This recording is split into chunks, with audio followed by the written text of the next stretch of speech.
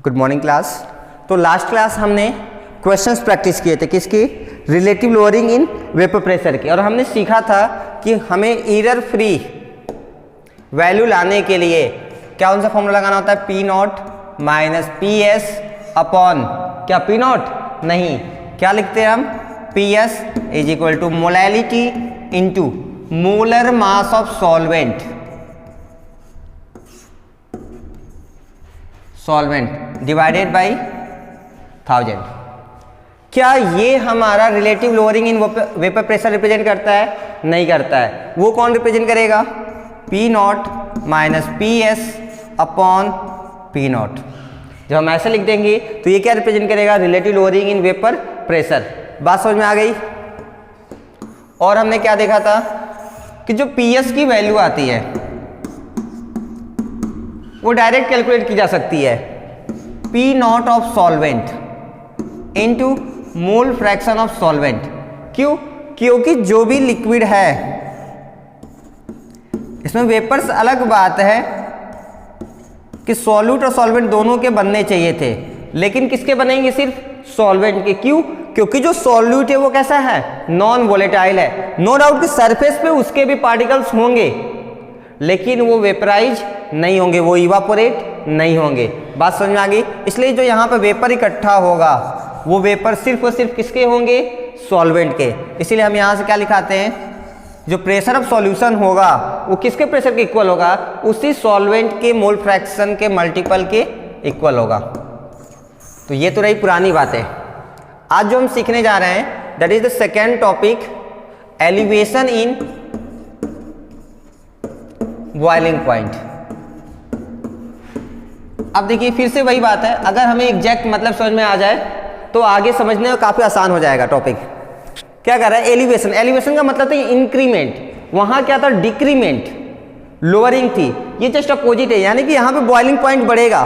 बहुत सिंपल सा है बॉइलिंग पॉइंट। अब हमें बताइए कि बॉइलिंग पॉइंट और वेपर प्रेशर में कैसा रिलेशन होता है। यस, इनवर्सली प्रोपोर्शनल होते हैं। हमने कर्व भी बनाया है, ढेर सारे ग्राफ, उसमें हम मानते थे कि बी इज मोर वोलेटाइल, तो उसका वेपर प्रेशर वाला टर्म पी नॉट बी ऊपर आता था।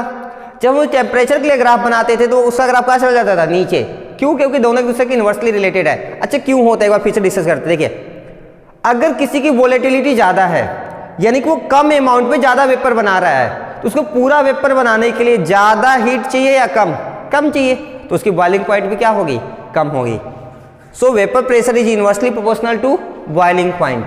अब हमें ये बताइए, पिछला जो केस हमने पढ़ा था relative lowering in vapour pressure, उसका वेपर प्रेशर क्यों कम हो रहा था, नॉन वोलेटाइल सॉल्यूट की वजह से। अगर उसका वेपर प्रेशर कम हुआ तो अब हमें ये बताइए उसकी बॉइलिंग पॉइंट क्या हो जाएगी, हाँ उसकी बॉइलिंग पॉइंट बढ़ जाएगी। बात समझ में आ गई।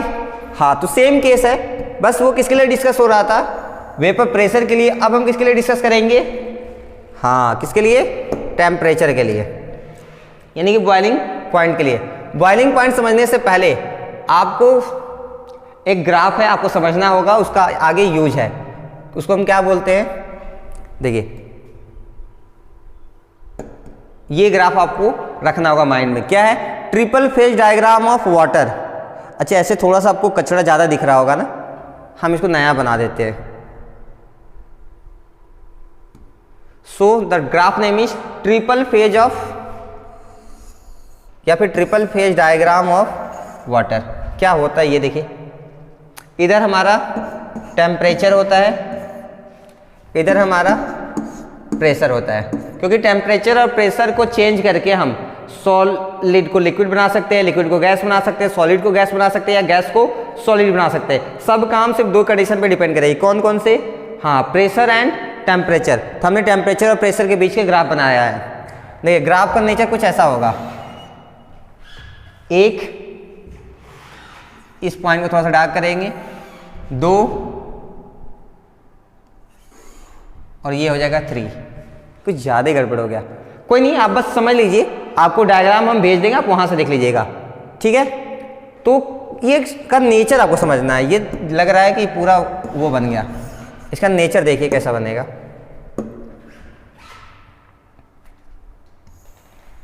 एक ऐसे जाता है, एक ऐसे जाएगा, और एक ऐसे जाएगा। हाँ अब कुछ ठीक है, वाई की तरह होता है, आपको एग्जैक्ट वाई नहीं बनाना है। और ये भी नहीं कि ये लाइन को ऐसे पकड़ के पूरा खींचते लेके चले गए, नहीं, ये पार्ट अलग है और ये पार्ट अलग है।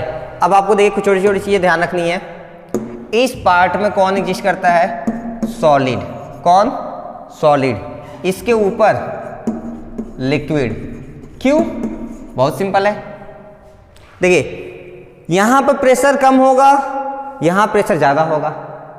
अगर प्रेशर ज्यादा करेंगे तो सॉलिड क्या बन जाएगा? लिक्विड बन जाएगा। तो देखिए यहां पर सॉलिड, यहां पर लिक्विड, और यहां पर हमें कौन मिलता है? गैस। वो कैसे याद रखेंगे? इधर जैसे जैसे आप जा रहे हैं, इधर क्या था? टेम्परेचर कम था, इधर टेम्परेचर ज़्यादा होगा। अगर मेरे पास कपूर है, कपूर जानते हैं ना? हाँ, अगर हम उसको हीट करें तो पहले तो सॉलिड फॉर्म में आ गया, जैसे जैसे वो हीट होगा जल के तुरंत क्या बन जाएगा? गैस। हमने कपूर का क्यों एग्जाम्पल लिया? क्योंकि वो डायरेक्ट सॉलिड से गैस बनता है। बात समझ आ रही है? यानी कि जब हम टेम्परेचर बढ़ाते हैं तो सॉलिड क्या बनते हैं? गैस या लिक्विड में बदलते हैं। फिलहाल हमें गैस की बात करनी है। देखिए लिक्विड के लिए भी देखेंगे ना, तो यहाँ टेम्परेचर ज़्यादा और यहाँ पर टेम्परेचर थोड़ा क्या, सॉरी यहाँ टेम्परेचर कम, यहाँ पे टेम्परेचर थोड़ा ज़्यादा, तो सॉलिड से लिक्विड यहाँ और ज़्यादा हो जाते हैं, इसलिए गैस। ये बात क्लियर है? अब देखिए कुछ छोटी छोटी चीज़ें। ये जो लाइन होगी, ये जो कर्व है, इस कर्व को हम बोलते हैं sublimation curve. Sorry, sublimation curve. क्यों कहते होंगे? सोच सकते हैं। हाँ, क्योंकि यहां पर सॉलिड गैस में कन्वर्ट होता है और गैस सॉलिड में डायरेक्ट। सो ये सब्लिमेशन को रिप्रेजेंट करते हैं, सब्लिमेशन कर्व कहते हैं। अब ये देखिए यहां तो ठीक है, सब्लिमेशन कर्व समझ में आ रही है। ये जो कर्व बन रहा है, ये वाला कर्व, इस कर्व के किसी भी पॉइंट पे, मान लीजिए हम कहें इस पॉइंट पे यहां कुछ प्रेशर होगा और इसी पॉइंट पे यहां कुछ टेम्परेचर होगा। ये जो प्रेशर होगा और ये जो टेम्परेचर होगा, इस प्रेशर और टेम्परेचर पे हमें सिर्फ और सिर्फ क्या मिलेगा? हाँ, सॉलिड और गैस दोनों का ही मिक्सचर मिल जाएगा। याद है, इधर पूरा सॉलिड है, इस लाइन के इस पर पूरा गैस है, लेकिन लाइन में कौन मिलता है? सॉलिड और गैस दोनों, क्योंकि ये अभी कन्वर्जन चल रहा होगा। इसी तरह इस पॉइंट पर अगर हमसे कोई पूछ ले क्या मिलेगा, तो फिर से वही बात, सॉलिड और गैस दोनों ही मिलेंगे। यानी कि इस कर्व के किसी भी पॉइंट पे कौन मिलेगा? सॉलिड और गैस। बात क्लियर है? अब देखिए ये जो पॉइंट बना, इसे हम बोलेंगे वेपर प्रेशर। ये जो पॉइंट हमें रिप्रेजेंट करेगा वो क्या करेगा? Vapour pressure. और ये जो पॉइंट यहां मिल रहा है उसे हम कहते हैं बॉइलिंग पॉइंट या मेल्टिंग पॉइंट। फिलहाल कब किसको क्या कहना है हम आगे डिस्कस करेंगे। जहां बॉइलिंग होगी उसको बॉइलिंग पॉइंट कह देंगे, जहां मेल्टिंग होगी वहां पर मेल्टिंग पॉइंट कह देंगे। ऐसे ही अब हमें ये बताइए, ये सॉलिड है, ये लिक्विड, तो यहां सॉलिड से क्या बनेगा? ये लिक्विड, और इधर लिक्विड से सॉलिड। अगर हम लिक्विड से इधर आएंगे, ग्राफ को इधर लेके आएंगे, तो लिक्विड किससे बन रहा होगा? सॉलिड में। अगर हम ग्राफ को उधर लेके जाएंगे, टेम्परेचर बढ़ाएंगे, तो सॉलिड क्या बनेगा? लिक्विड। वैसे तो होता है, आइस ले लिया हमने, उसको हीट करने लगे तो सॉलिड आइस क्या बनने लगता है? लिक्विड बनने लगता है। अगर हम वाटर लेके, लिक्विड में वाटर ले लिया हमने और उसको ठंडा कर रहे हैं, तो लिक्विड से क्या बन जाता है? आइस, यानी कि लिक्विड से सॉलिड। जब आप इधर आएंगे टेम्परेचर कम होगा, जब इधर आप जाएंगे टेम्परेचर बढ़ेगा। ऐसे अब हमें यह बताइए इस पॉइंट पे हमें क्या मिलेगा? हाँ, क्या मिलेगा? लिक्विड और सॉलिड दोनों ही मिलेंगे। क्यों? क्योंकि इस पॉइंट पे भी कन्वर्जन चल रहा होगा, इधर सिर्फ सॉलिड उधर सिर्फ लिक्विड, लेकिन इस ग्राफ के किसी भी पॉइंट, इस पॉइंट पे भी क्या मिलेगा? हमें सॉलिड और लिक्विड दोनों मिलेगा। इस कर्व को हम क्या कहते हैं? मेल्टिंग कर्व कहते हैं। क्या कहते हैं? मेल्टिंग कर्व या ग्राफ। अब हमें ये बताइए मेल्टिंग को और किस नाम से जानते हैं हम लोग? फ्यूजन। तो इसको कई बार फ्यूजन कर्व भी कहा जाता है। बात समझ में आ रही है? चलिए, अगर समझ में आ रही है तो यहाँ देखिए लिक्विड से गैस और गैस से लिक्विड, ये कौन सा कौन सा प्रोसेस होता है? वेपराइजेशन। तो इस कर्व को हम क्या कहते हैं? वेपराइजेशन कर्व कहते हैं। लिख लेंगे, क्या कहते हैं उसको? वेपराइजेशन कर्व कहते हैं। ये तो रही नॉर्मल छोटी छोटी बातें। इस कर्व के मान लीजिए हम पूछ रहे इस पॉइंट पे हमें क्या मिलेगा? हाँ, लिक्विड और गैस दोनों ही मिलेंगे। किसी भी ग्राफ के पॉइंट पे दोनों ही चीजें एग्जिस्ट करेंगे। अब हमें देखिए ये एक पॉइंट है, ये एक ऐसा पॉइंट है जो तीनों कर्व को जोड़ रहा है। यानी कि हम क्या कर सकते हैं, इस पॉइंट पे सॉलिड, लिक्विड, गैस तीनों ही आपको मिल जाएंगे। क्या ऐसा पॉसिबल है? हाँ बिल्कुल पॉसिबल है। हर एक वोलेटाइल लिक्विड के लिए, हर एक वोलेटाइल लिक्विड के लिए ट्रिपल पॉइंट डिफाइंड होता है। क्या उनका पॉइंट? Triple point. यानी कि उस पॉइंट पे सॉलिड, लिक्विड और गैस तीनों ही आपको मिल सकते हैं। किस टेम्परेचर पे, किस प्रेशर पे, हमें वो सब नहीं पढ़ना, वो आपके हायर क्लासेस का टॉपिक है, बट आपको पता होना चाहिए हर एक वोलेटाइल लिक्विड का एक कोई ना कोई ट्रिपल पॉइंट होता है। उस ट्रिपल पॉइंट पे वो सॉलिड, लिक्विड, गैस तीनों के फॉर्म में एग्जिस्ट कर सकता है। चलिए ये बात समझ में आ गई। अब देखिए, अगर हमें यहां से पूछा जाए, एक लाइन को हम ऐसे जोड़ते हैं, तो देखिए ये तो हमें रिप्रेजेंट करेगा वेपर प्रेशर, ठीक है। अब देखिए यहां पे सॉलिड से लिक्विड का कन्वर्जन हो रहा है, तो उसे हम क्या कहते हैं? मेल्टिंग कहते हैं। तो ये जो टेम्परेचर होगा यहां पर, उस टेम्परेचर को हम क्या कहेंगे? Melting point. ऐसे ही मान लीजिए यहां से एक लाइन हमने ड्रॉ किया, तो ये तो अभी भी क्या है? Vapour pressure. अब ये देखिए पॉइंट जो टेम्परेचर पे हमें मिल रहा है, ये वाला, यहां क्या हो रहा होगा? लिक्विड और गैस का कन्वर्जन, यानी कि क्या होता है? वेपर। वेपर कब बनता है? जब बॉइलिंग होती है। यानी कि ये पॉइंट कौन सी पॉइंट हो गई? हमारी बॉइलिंग पॉइंट हो गई। बात समझ में आ गई? अभी आगे हम इसको अपने वाले ग्राफ से ज़्यादा अच्छे से एक्सप्लेन कर लेंगे, फिलहाल आप इसको समझ लीजिए। क्लियर है? और क्या याद रखना आपको? ग्राफ का नेचर याद रखना है। ये ग्राफ किसका है? हाँ, conversion of liquid to gas का है। ये graph conversion of solid to liquid का है। ये सब ग्राफ के पार्ट आगे आपके यूज होंगे, तो आपको इनको एज इट इज याद रखना होगा।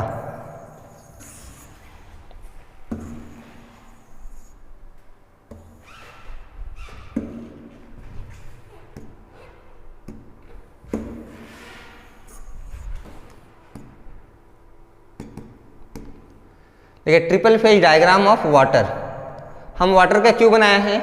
क्यों? क्योंकि हम सारे के सारे क्वालिटेटिव प्रॉपर्टीज किस लिए डिफाइन करते हैं? एक्वस सॉल्यूशन के लिए, यानी कि वाटर के लिए, जिसमें सॉल्वेंट हमारा क्या होता है? वाटर होता है। देखिए ये सब कन्वर्जन वगैरह दिखाया गया। जो छोटी छोटी चीजें आपको ध्यान रखनी है वो क्या? देखिए मान लेते हैं इस प्रेशर पॉइंट, इस पॉइंट से हमने एक लाइन ड्रॉ किया, ठीक है। तो ये लाइन इसको यहां पे भी कट करेगा और इस कर्व को यहां कट करेगा, करेगा ना। तो ये तो वेपर प्रेशर को शो कर रहा है। मान लीजिए P1 है, तो हमें ये बताइए इसका जो टेम्परेचर पे ग्राफ आएगा सॉलिड से लिक्विड वाला, हमें क्या देगा? मेल्टिंग पॉइंट या बॉइलिंग पॉइंट? क्या देगा? हाँ, मेल्टिंग पॉइंट। तो हमने वो लिख दिया MP1, यानी कि melting point for the first case. बात समझ में आ रही है? यही ग्राफ जब इस कर्व को कट करेगा, तो यहाँ लिक्विड से गैस का कन्वर्जन यानी वेपराइजेशन कर्व है, तो ये हमें क्या देगा? हाँ, बॉइलिंग पॉइंट। इसलिए हमने क्या लिख दिया? BP1, boiling point of first case. ऐसे हमने एक और केस डिस्कस किया, कब? जब ज्यादा ऊपर चले गए हम, तब यहाँ पे प्रेशर को इंक्रीज करने के बाद फिर ये लाइन एक पॉइंट यहाँ कट करेगा, एक पॉइंट यहाँ कट करेगा, फिर वहां से परपेंडिकुलर हम लेके आएंगे नीचे एक्सिस पे, और वहां हमें क्या मिलेगा? मेल्टिंग पॉइंट 2, और यहां हमें मिलेगा बॉइलिंग पॉइंट 2। आपको जो समझना बस वो छोटी सी बात है, जब हम प्रेशर को बढ़ा रहे हैं, देखिए P1 से P2 प्रेशर क्या हो रहा है? बढ़ रहा है। तो देखिए मेल्टिंग पॉइंट क्या हो रहा है? घट रहा है। पहले तो MP1 यहां था, अब मेल्टिंग पॉइंट 2 इधर आ गया, यानी कि इधर आने पे हमारा मेल्टिंग पॉइंट घट रहा होगा, बढ़ रहा होगा? हाँ, घट रहा होगा। जैसे जैसे आप प्रेशर बढ़ाएंगे तो आप कम टेम्परेचर पे ही लिक्विड सॉलिड आसानी से लिक्विड में कन्वर्ट होने लगे, यानी कि मेल्टिंग ऑफ आइस स्टार्ट हो जाएगी। बात समझ में आ गई? पहली चीज। दूसरी, प्रेशर बढ़ाने से जो बॉइलिंग पॉइंट 1 था, बॉइलिंग पॉइंट 2, ये देखिए पहले यहां था बॉइलिंग पॉइंट 1, बॉइलिंग पॉइंट 2 और आगे चला गया, तो बॉइलिंग पॉइंट 2 बड़ा है या छोटा? बड़ा है। यानी कि जैसे जैसे हम वेपर प्रेशर की वैल्यू बढ़ा रहे हैं, बॉइलिंग पॉइंट भी क्या हो रही है? बढ़ रही है। इतनी बात समझ में आ गई? कोई डाउट है? नहीं, ठीक है। तो यही सारी चीज एक्सप्लेन की गई हैं, देख लीजिए। Since P2 is greater than P1, हमने प्रेशर बढ़ा दिया था केस सेकेंड में, तो देखिए हमें क्या मिला? Boiling point 2 is greater than boiling point of P1, यानी कि दोनों कैसे एक दूसरे के डायरेक्टली प्रोपोर्शनल है। लेकिन मेल्टिंग पॉइंट क्या हो गया था? घट गया था। हाँ देखिए ट्रिपल पॉइंट, ये देखिए ये आपके काम की चीज़ें हैं, बस आप ऐसे समझते रहिए, जानते रहिए, कहीं पूछी तो नहीं जाती हैं बट मालूम होना चाहिए। एट ट्रिपल पॉइंट, ये है हमारा ट्रिपल पॉइंट। यहाँ पे कौन कौन एग्जिस्ट करता है? Solid, liquid, gas. क्या टेम्परेचर होना चाहिए? 0.01 degree Celsius and 4.56 millimetre of mercury. इस प्रेशर और टेम्परेचर पे हमें कौन मिलता है? ट्रिपल पॉइंट मिलता है। वहां पे सॉलिड, लिक्विड, गैस को एग्जिस्ट, मतलब तीनों ही एग्जिस्ट करते हैं कॉमनली। एक छोटा सा यहाँ पे डिस्क्रिप्शन दिया, देख लीजिए। ऑन इंक्रीजिंग प्रेशर, प्रेशर बढ़ाने पर बताइए मेल्टिंग पॉइंट क्या हो गया था? घट गया था। लेकिन बॉइलिंग पॉइंट क्या हो गया था? बढ़ गया था। So on increasing pressure melting point decreases and boiling point increases. अब हम अपने टॉपिक पर लौट आए।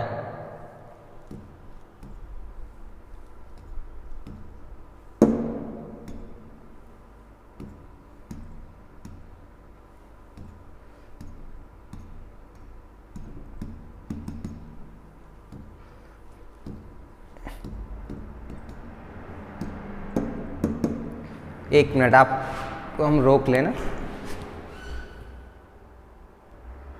ओके, सो देखिए एलिवेशन इन बॉइलिंग पॉइंट, जिसको हम एबुलियोस्कोपिक भी कहते हैं।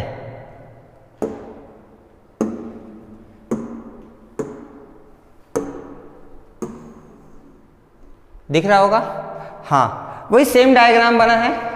इसमें पूरे के पूरे पार्टिकल, सॉल्यूट और सॉल्वेंट, सॉरी ये तो सिर्फ प्योर सॉल्वेंट है, यानी कि प्योर वाटर लिया गया है। इसमें सबके वेपर बन रहे होंगे, तो यहां जो वेपर प्रेशर होगा,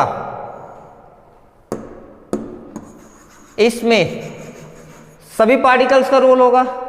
यहां पे जो वेपर प्रेशर होगा वो क्या होगा? कम होगा। क्यों कम होगा? अभी तो डिस्कस किए थे, क्योंकि ये जो पार्टिकल्स आपका रेड कलर वाले दिख रहे हैं, ये नॉन वोलेटाइल सॉल्यूट है, यानी कि इनका वेपर बन ही नहीं सकता। तो यहाँ का वेपर प्रेशर कम होगा, यहाँ का वेपर प्रेशर ज़्यादा। ये सेम डायग्राम हम कहाँ डिस्कस किए थे? हाँ, याद आया? गुड। कब?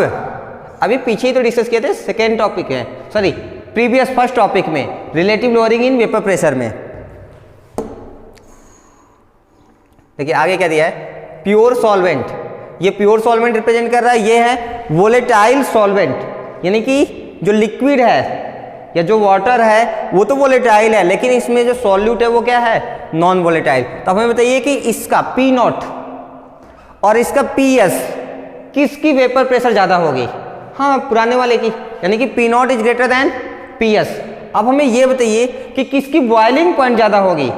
हाँ, जिसका वेपर प्रेशर कम होगा उसकी बॉइलिंग पॉइंट ज़्यादा होगी, क्योंकि इन्वर्सली प्रोपोर्शनल होते हैं। तो देखिए T0 will be less than TS। TS क्या रिप्रेजेंट करता है? Boiling point of the solution with non volatile component, या फिर विथ नॉन वोलेटाइल सॉल्यूट। चलिए इसी चीज को ऐसे लिखा गया है, when a non volatile solute is added to a pure solvent. जब हम प्योर सॉल्वेंट में कोई एक नॉन वोलेटाइल सॉल्यूट को ऐड कर देते हैं, the vapour pressure of the solvent decreases. तो जो वेपर प्रेशर होता है सॉल्वेंट का वो डिक्रीज हो जाता है। क्योंकि वेपर प्रेशर डिक्रीज हो रहा है, इसलिए बॉइलिंग पॉइंट क्या होता है? इंक्रीज हो जाता है। So the vapour pressure will be less than the vapour pressure of pure solvent. Since vapor pressure and boiling point are inversely related, therefore boiling point of the solution containing non-volatile solute will be greater than the boiling point of the pure solvent. So elevation in boiling point हमें निकालने के लिए क्या करना होगा? Delta TB. वहां पर हमने डेल्टा पी निकाला था, यहाँ पर हम निकालेंगे डेल्टा टीबी। डेल्टा टीबी क्या रिप्रेजेंट करता है? Yes, elevation. एलिवेशन मतलब increment in boiling point. Boiling point कितना इंक्रीज होगा? बहुत सिंपल है, final minus initial. It means the boiling point of the solution minus boiling point of the pure solvent. So delta TB will be equal to boiling point of the solution. TB हमें क्या दे रहा है? Boiling point of the solution containing non volatile solute minus T not क्या है? Yes, boiling point of the solvent या pure solvent.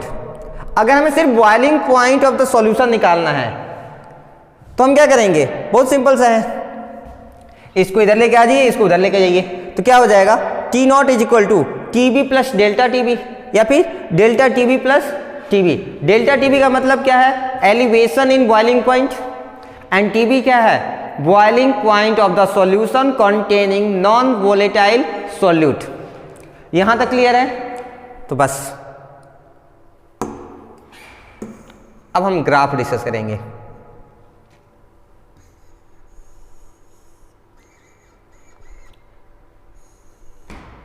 देखिए अभी थोड़ी देर पहले एक ग्राफ हमने बनाया था, याद है? हाँ, जब लिक्विड को वेपर बनाएंगे, एक्चुअली वेपर प्रेशर कब बनता है, जब लिक्विड के ही वेपर बनते हैं ना, हाँ, इवापोरेट होके, ठीक है। तो लिक्विड से गैस वाला कन्वर्जन जो था इस साइड में, उसका ग्राफ नेचर कैसा था, ऐसा था कर्व में, हाँ, उसी कर्व को अब हम यूज करेंगे। बात समझ में आ रही है?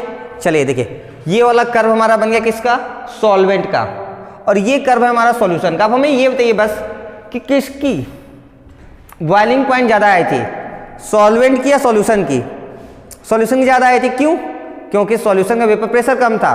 अब अगर उसकी बॉइलिंग पॉइंट ज़्यादा आएगी तो वो इस पॉइंट के राइट साइड में एग्जिस्ट करेगा या इस पॉइंट के लेफ्ट साइड में एग्जिस्ट करेगा? हाँ, राइट साइड में, क्योंकि टेम्परेचर वाली एक्सिस यही है ना, टेम्परेचर बड़ा करना है, नहीं वो राइट साइड में जाएगा। तो देखिए उसके ठीक आगे से एक और कर्व हमने बना दिया सेम नेचर का, क्योंकि सॉल्वेंट भी लिक्विड है और सॉल्यूशन भी लिक्विड है।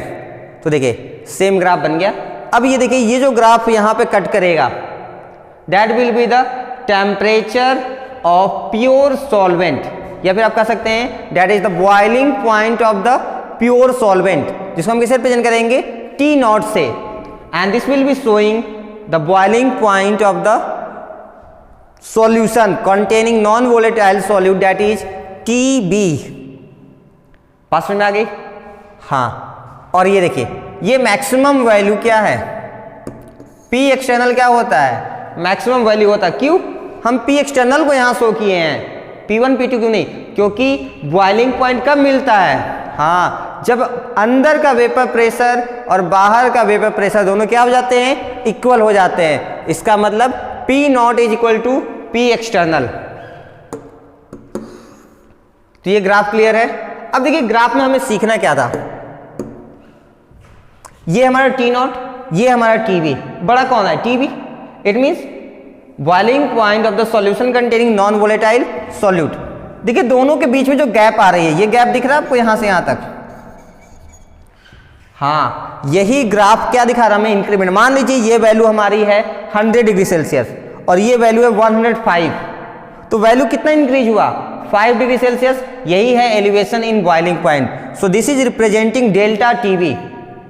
यहां से यहां तक में कितना चेंज हुआ, that is delta TB. Delta TB is elevation in boiling point. बात समझ में आ गई है? हाँ आ गई है। तो अभी हम आगे फिर इसी ग्राफ को यूज करेंगे। फिलहाल आप एक बार देख लीजिए इसको।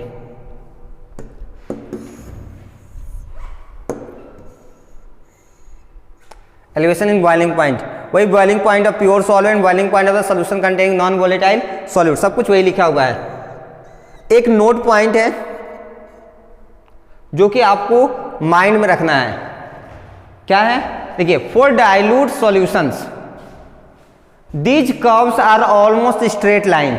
ये जो कर्व आपको दिख रहा है, जो कर्व का नेचर है, ये जो ग्राफ है ना, ये जो ग्राफ का जो नेचर है वो देखिए स्ट्रेट लाइन नहीं है, वो कर्व है। लेकिन हम डाइल्यूट सॉल्यूशंस में इनको as a straight line treat करेंगे, यानी कि हम इसको मान के चलेंगे कि ये क्या है, स्ट्रेट लाइन की तरह है। ये स्ट्रेट लाइन नहीं है। बात समझ में आ गई? कब डिफाइन करते हैं हम डाइल्यूट सॉल्यूशन के लिए, और डाइल्यूट कॉलिगेटिव प्रॉपर्टी किस लिए डिफाइन है, डाइल्यूट सॉल्यूशन के लिए। इसका मतलब आगे हम इसी कर्व ग्राफ को स्ट्रेट लाइन की तरह आगे कंसीडर करेंगे। बात समझ में आ गई? चलिए अब एक छोटा सा इंपॉर्टेंट डेरिवेशन है जो कि आप एक दो बार करेंगे तो आपको अच्छे से आ जाएगा। कुछ करना नहीं है, बहुत छोटी चीज़ है, पहले आप समझ लीजिए फिर आप खुद से कर लेंगे। बात समझ में आ रही है? देखिए समझना क्या है, पहले ग्राफ देखिए। इस बार हमने 3 कर्व बनाए। क्यों? पिछली बार तो 2 ही था। क्यों बनाया? ताकि हम कंपैरिजन कर सके। क्यों बनाए हैं? ताकि हम कंपैरिजन कर सके, तो आपको परेशान नहीं होना है, ठीक है। देखिए, अच्छा पीछे वाले कर्व में कोई दिक्कत नहीं है। ये हमारा सॉल्वेंट होगा, ये हमारा सॉल्यूशन 1 है और ये हमारा सॉल्यूशन 2 है। हमने 2 सॉल्यूशन लिए हैं, एक सॉल्वेंट, एक फर्स्ट सॉल्यूशन और एक सेकेंड सॉल्यूशन। फिर वही होगा, हाँ सभी ग्राफ को कंप्लीट करेंगे। हम एक टेम्परेचर प्रेशर लेंगे P1, ठीक है। P1 पे ये पॉइंट क्या करेगा, सबको कट करेगा, तो यहाँ मिलेगा हमें T0। क्यों? क्योंकि ये क्या है, हमारा सॉल्वेंट का ग्राफ है। यहाँ हमें मिलेगा TB1 और यहाँ हमें मिलेगा TB2। देखिए TB1 और TB2 हमें यहाँ क्यों मिल रहा है, क्योंकि ये पॉइंट इस P एक्सटर्नल से क्या हो रहा है, मैच कर रहा है। और उसी टाइम पे जब एक्सटर्नल प्रेशर और अंदर का वेपर प्रेशर सेम होते हैं तभी तो हमें बॉइलिंग पॉइंट मिलता है। ओके, सो यहां तक हो गया था। आगे देखिए, अब हमें क्या मिलेगा, ये T0 होगा यानी कि सॉल्वेंट का बॉइलिंग पॉइंट, ये TB1 और ये TB2। बात समझ में आ गई। अब देखिए ये गैप यहां से यहां तक डेल्टा TB1, ये गैप यहां से यहां तक डेल्टा TB2, ये क्या रिप्रेजेंट करता है, हाँ इंक्रीमेंट या elevation in boiling point. Clear है। आगे देखिए, यहां जो P1 और P एक्सटर्नल के बीच का गैप है, क्योंकि ये P1 है तो हम इसको क्या कहेंगे, डेल्टा P1। यहां पर क्या कहेंगे, हम डेल्टा P2 कहेंगे। बात समझ में आ रही है। और दूसरी चीज आपको क्या देखना है, डायग्राम ग्राफ तो वैसे भी इजी है, याद हो जाएगा। अब आपको ये पॉइंट ध्यान से देखना है।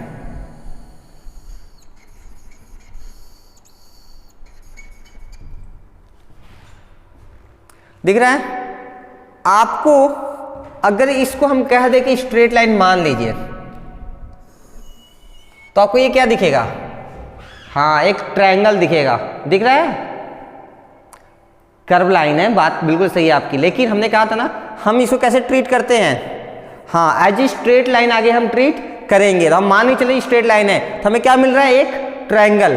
तो हम ट्रायंगल कौन से डिस्कस करेंगे, देखिए एक ट्रायंगल हो गया हमारा ABC और दूसरा ट्रायंगल होगा हमारा ADE। एक छोटा वाला ट्रायंगल ABC और एक बड़ा वाला ट्रायंगल ADE। अच्छा नाम आप कुछ भी लीजिए, नाम से किसी को कोई फर्क नहीं पड़ रहा है।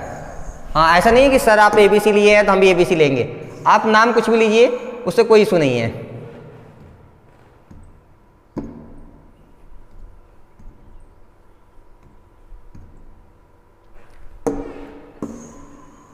ओके, सो देखिए in triangle ABC and triangle ADE अगर हम कंपैरिजन करें तो देखिएगा ध्यान से,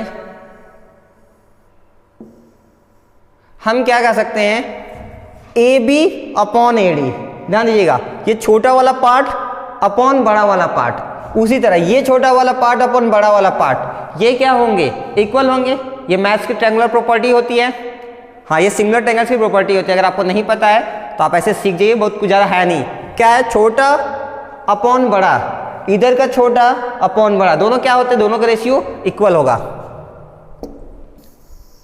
देखिए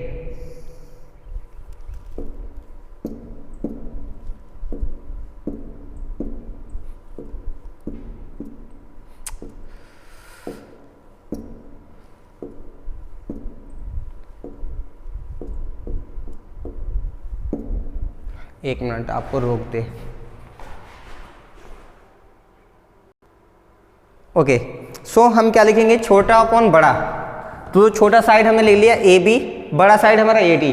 सो AP upon AD is equal to, उधर का छोटा कौन है AC और बड़ा कौन है AE। सो AC अपॉन AE। ये बात समझ में आ गई। अब देखिए ये जो AB है, ऐसे देख लीजिए, इतना टाइम नहीं है अब। AB, A से लेके B तक का गैप, ये गैप है ना, ये गैप हमें क्या दे रहा है, देखिए डेल्टा P1 दे रहा है। इसी तरह जो AC है बड़ा वाला, सॉरी AD है बड़ा वाला, ये यहां से यहां तक का गैप है, ये क्या दे रहा है हमें, डेल्टा P2। तो हम क्या लिख सकते हैं, delta P1 upon delta P2 लिख सकते हैं। तो देखिए हमने लिखा delta P1 upon delta P2। उसी तरह हम AC और AE की भी वैल्यू निकालेंगे। देखिए AC वाला जो गैप है, ये वाला गैप है, ये वाला गैप हमें क्या दे रहा है, डेल्टा TB1 और AE ये बड़ा वाला गैप, ये हमें क्या दे रहा है, डेल्टा TB2। तो हम यहाँ क्या लिख देंगे, delta TB1 upon delta TB2। क्यों लिखे हैं, ताकि हमें एक रिलेशन चाहिए था बस। तो हम यहाँ से क्या लिख सकते हैं, delta P is directly proportional to delta TB, यानी कि जो चेंज इन प्रेशर है that is directly proportional to the change in boiling point. या फिर आप ऐसे कह सकते हैं कि जो रिलेटिव लोअरिंग वेपर प्रेशर है that is directly proportional to elevation in boiling point. Clear है? तो इसको हम मान लिया इक्वेशन नंबर 1, आगे हम इसको यूज करेंगे। ठीक है, for dilute solutions. Second page चलते हैं। देखिए डाइल्यूट सॉल्यूशंस की जब हम बात करते हैं, RLVP relative lowering in vapour pressure, तो उसका फॉर्मूला क्या होता है, P0 minus PS upon P0। ये न्यूमेरिकल वाला नहीं है, ये कौन सा एग्जैक्ट RLVP का फॉर्मूला है। कितना आता है, M molality into molar mass of solvent upon 1000। देखिए ये जो P माइनस PS है, सॉरी P0 माइनस PS है, इसको हम क्या लिख सकते हैं, डेल्टा P लिख सकते हैं ना। हाँ, change in pressure upon P0 is equal to, देखिए M इंटू MM2, इसको वैसे रहने देते हैं। हमें सिर्फ डेल्टा P चाहिए, तो हम P0 को क्या करेंगे, उधर लेके जाएंगे। जब P0 इधर आएगा तो देखिए कुछ ऐसा बन जाएगा, delta P is equal to M into molar mass of the solvent upon 1000 into, ये देखिए P0 नीचे था, इस साइड आने के बाद कहाँ चला जाएगा, ऊपर। अब देखिए हमें डिपेंडेंसी निकालना है, कौन किस पे डिपेंड करता है। तो उसके लिए हमें किसको छांटना होगा, कांस्टेंट को। देखिए जो मोलर मास ऑफ सॉल्वेंट है, मान लीजिए हमने कहा वाटर, तो वाटर का मोलर मास हमेशा 18 ग्राम ही रहेगा, क्योंकि बदल जाएगा, वो तो हमेशा वही रहेगा। यानी कि मोलर मास क्या होता है, कांस्टेंट। P0 किसी भी लिक्विड की जो वेपर प्रेशर होती है कांस्टेंट टेम्परेचर पे, वो भी क्या होती है, कांस्टेंट। 1000 ये तो कांस्टेंट नंबर ही है, तो ये तीनों का तीनों पार्ट क्या है, कांस्टेंट। तो हम इनको हटा सकते हैं। तो देखिए क्या होगा, delta P is directly proportional to molality, क्योंकि ये भी टॉप पे ये भी टॉप पे, तो दोनों क्या होंगे, डायरेक्टली प्रोपोर्शनल होंगे। This is equation number 2। अब हम इक्वेशन नंबर 1 और 2 दोनों को ही मैच कर देंगे। देखिए from equation number 1 and 2, equation number 1 से हमें क्या मिला था, delta TB is directly proportional to delta P। हाँ, वहां पर लिखा था delta P is directly proportional to delta TB, बात तो वही है। एंड इक्वेशन नंबर 2 में हमें क्या मिला, delta P is directly proportional to molality. हमें सिर्फ ये दोनों चाहिए, ये और ये, हम इसको छोड़ देंगे। हम क्या कर सकते हैं, delta TB is directly proportional to molality कह सकते हैं, क्योंकि सब डायरेक्टली रिलेशनल है, लिख सकते हैं। अब देखिए जब हम इस प्रोपोर्शनैलिटी को हटाएंगे सिंबल को, तो हमें क्या मिलेगा, एक प्रोपोर्शनैलिटी कांस्टेंट मिलेगा, उसको हमने कहा KB। क्या कहा हमने, KB। So delta TB is equal to KBM, जहां पर ये KB क्या है, molar elevation constant, where KB is molar elevation constant. ये गलत है, मोलर लिखा गया है, मोलर नहीं होगा, मोलर। क्यों, क्योंकि हम मोलैलिटी डिफाइन करते हैं। So this will be molar elevation constant, या फिर हाँ इबुलियोस्कोपिक कांस्टेंट, क्या कहते हैं, इबुलियोस्कोपिक कांस्टेंट भी इसको कहते हैं। यूनिट देखिए क्या आएगी, यूनिट का कोई खास चक्कर नहीं है, कोई पूछता नहीं है, बट फिर भी देख लीजिए, अगर हमें निकालना है किसकी, KB की, तो हम इस M को उठा के यहाँ लेके आएंगे ना, तो हमारा फॉर्मूला क्या बन जाएगा, KB is equal to delta TB upon M बनेगा। देखिए डेल्टा TB क्या है, चेंज इन टेम्परेचर है, किस में आएगा, केल्विन में। मोलैलिटी किस में आता है, किलोग्राम पर मोल, तो किलोग्राम सॉरी मोल पर किलोग्राम होता है ना, तो मोल यहां पर आ गया, नीचे वाला किलोग्राम कहां चला जाएगा, ऊपर।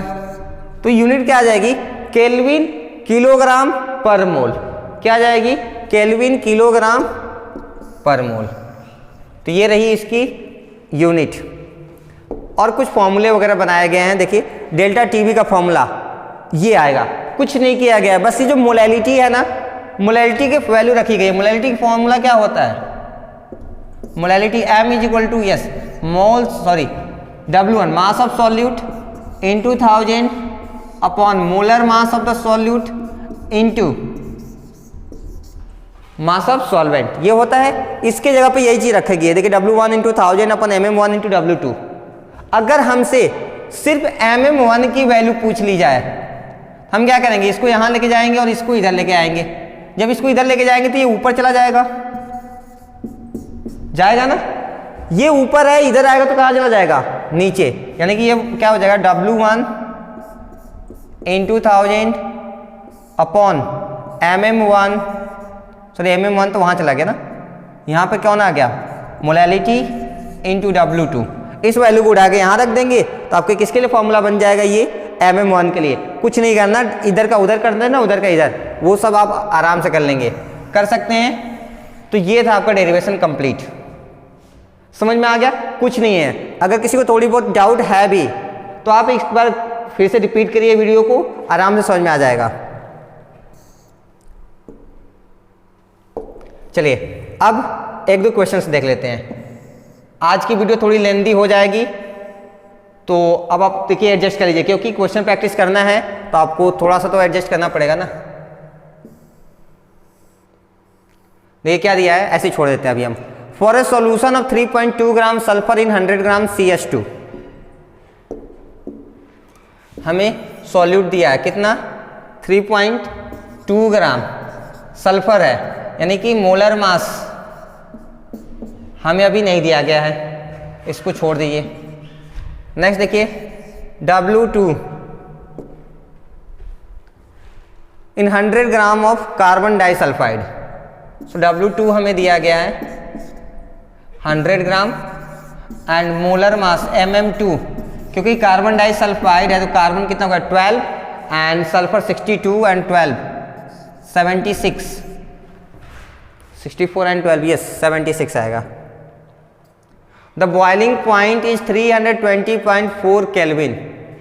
ठीक है, boiling point of the solution दिया हमें, यानी कि हमें क्या दिया है, PB दिया हुआ है, सर PB नहीं TB, हाँ कितना दिया है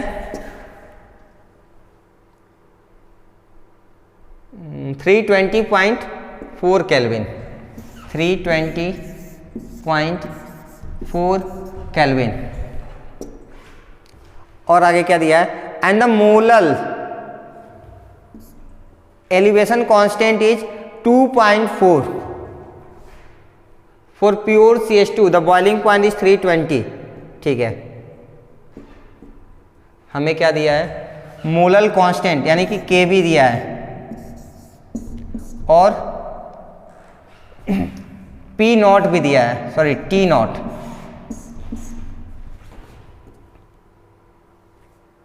320 दिया है और 2.4 दिया है। So this is 2.4 and this is 320 exact kelvin. इतना दिया है, हमसे पूछ क्या रहा है। ठीक है, calculate the molar mass and molecular formula of solute, इसमें आगे जोड़ लीजिएगा ऑफ सॉल्यूट। ठीक है, हमें इसका मॉलिक्यूलर मास निकालना है और फिर मॉलिक्यूलर फॉर्मूला निकालना है। तो बस देख लीजिए, mm1 पहले निकाल लेंगे। चलिए फॉर्मूला लगाते हैं। फॉर्मूला क्या सीखा अभी हमने, elevation in the boiling point delta TB कितना आया था, एक मिनट,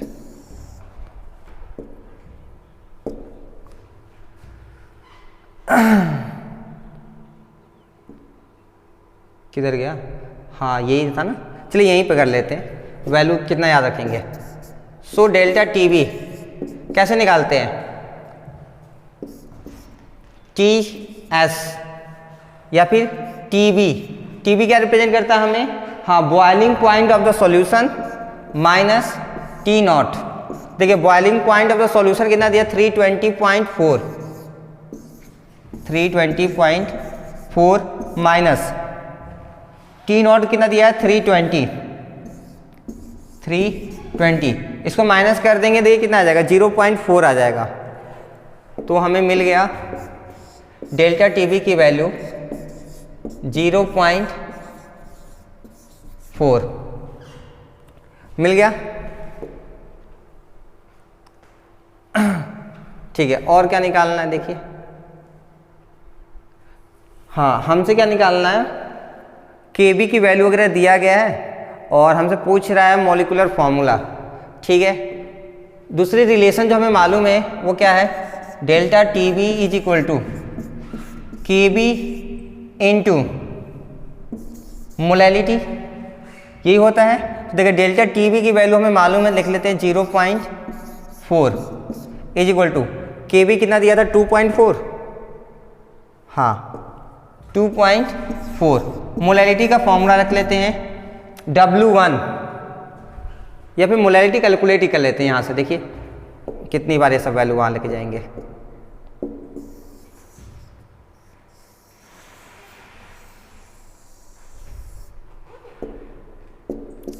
सो मोलैलिटी W1 कितना दिया 3.2 इंटू 1000 अपॉन मोलर मास, ये तो निकालना है mm1 इंटू W2 कितना दिया है 100। ये देखिए 100 से 100 ये कैंसिल हो जाएगा, एक जीरो बचा 10, इसको मल्टीप्लाई कर देंगे, ये हो जाएगा 32/m1। इस वैल्यू को उठा के यहाँ रख देंगे हम, 32/m1। यहाँ हमारा 0.4 है, तो बस करना क्या, अब यहाँ से mm1 की वैल्यू कैलकुलेट कर लीजिए। mm1 will be equal to, cross multiply वगैरह सब कर लीजिएगा, ये हो जाएगा 2.4, यहाँ लिखते हैं 2.4 इंटू 32 अपॉन 0.4। इससे इसको डिवाइड करेंगे, 6 टाइम में कैंसिल हो जाएगा, मल्टीप्लाई कर देंगे, 6 2 12 18 19, कितना आ गया 192 ग्राम। अब हमसे पूछा गया मॉलिक्यूलर फॉर्मूला, ये देखिए ये क्या हमारा मॉलिक्यूलर मास आ गया, मॉलिक्यूलर मास इज 192 ग्राम। अच्छा, मॉलिक्यूलर फॉर्मूला, मॉलिक्यूलर मास कैसे निकालते हैं, ठीक है, mass of one atom into number of atom. So mass of one atom, sulphur atom is 32 into number of atoms is equal to 192 gram. अब हमें क्या निकालना है, number of atoms, n is equal to क्या हो जाएगा 192 upon 32, इसको divide कर दीजिए, कितना 6 2 12, 6 आ गया ना। तो हमारा जो मॉलिक्यूलर फॉर्मूला बनेगा वो क्या होगा, S6 होगा। बात समझ में आ गई, ठीक है।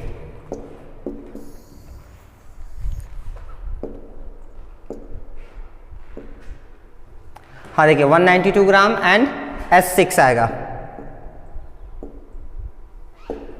देखिए नेक्स्ट क्वेश्चन क्या दिया है, ठीक है, बहुत सिंपल सा क्वेश्चन है। सॉल्यूशन ऑफ 0.12 ग्राम नेप्थलीन, ये उसका मोलर मास दिया गया है, इन CCl4 ills a boiling point of elevation of 0.4 kelvin while a solution. ठीक है, ये क्या दिया हमें, this is given delta TB. एक केस में डेल्टा टीबी ये आया है, दूसरे केस में डेल्टा टीबी ये आया है, यानी हमें दो केस बनाने होंगे, केस 1 और केस बी। ध्यान रहे दोनों ही केस में वेट ऑफ सॉल्वेंट यानी कि W2 और जो Kb है, कौन Kb, हाँ मोलर एलिवेशन कांस्टेंट, उसकी वैल्यू चेंज नहीं होगी क्योंकि दोनों में ही क्या है, वाटर लिया गया है। तो उसके बाद आप ऐसे ही केस ए केस बी बना लेंगे और उसके बाद आगे आप सॉल्व कर लेंगे।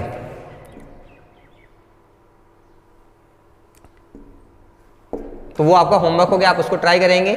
एक और होमवर्क रहेगा, इसको भी समझा देते हैं बस। देखिए if an aqueous solution contains 5% by wait urea, ठीक है, अब उसमें क्या है ना, दो टाइप के नॉन वोलेटाइल सॉल्यूट है, यूरिया और ग्लूकोज। तो यूरिया है 5%, ग्लूकोज है 10%, तब हमें बताइए वाटर कितना होगा, हाँ 85%। ठीक है, तो देखिए हमने मास वगैरह मान लिया है, यूरिया 5 ग्राम हो गया क्योंकि 5% था, ग्लूकोज 10 ग्राम हो जाएगा, तो वाटर कितना हो जाएगा 85 ग्राम। अब आप क्या करेंगे, हमसे पूछा गया टोटल कितना, टोटल बताइए कितना आएगा change in boiling point elevation. तो हम पहले ये कितना क्रिएट करेगा ये निकाल लेंगे। फिर इसकी वजह से कितना आएगा ये निकाल लेंगे और दोनों को क्या करेंगे हम ऐड कर देंगे। बात समझ में आ गई? तो दो पार्ट में आप इसको सॉल्व कर लेंगे। देखिए तो बस आप इसको आगे कैलकुलेट कर लीजिएगा। आपको एक छोटी सी चीज और याद रखनी है। देखिए एट 100 डिग्री सेल्सियस या 100 डिग्री सेल्सियस वाटर बॉईल करता है, ये तो याद है। इसी की वैल्यू हम केल्विन में जब बोलेंगे तो कितनी होगी 373 केल्विन। जनरली हम ये लिखते हैं, नहीं अब आप ये नहीं लिखेंगे, आप प्रिसाइज होइए, क्योंकि जो हम 273 लिखते हैं प्लस करते हैं वो एक्चुअली 273 नहीं होता है, वो कितना होता है 273.15 होता है, जिसको हम इसको इग्नोर करते हुए चल रहे थे। अब हम इसको भी साथ में लेके चलेंगे। तो 100 डिग्री सेल्सियस में जब केल्विन बनाना होगा तो प्लस 100 कर देंगे, वैल्यू कितनी हो जाएगी 373.15। It means it is given 373.15। तो वाटर की बॉइलिंग पॉइंट यानी कि T नॉट ऑफ H2O आपको याद होनी चाहिए कितनी 373.15 केल्विन। सबको क्लियर है? तो बाकी आप प्रैक्टिस करिए, नेक्स्ट क्लास में हम डिस्कस करते हैं। Thank you.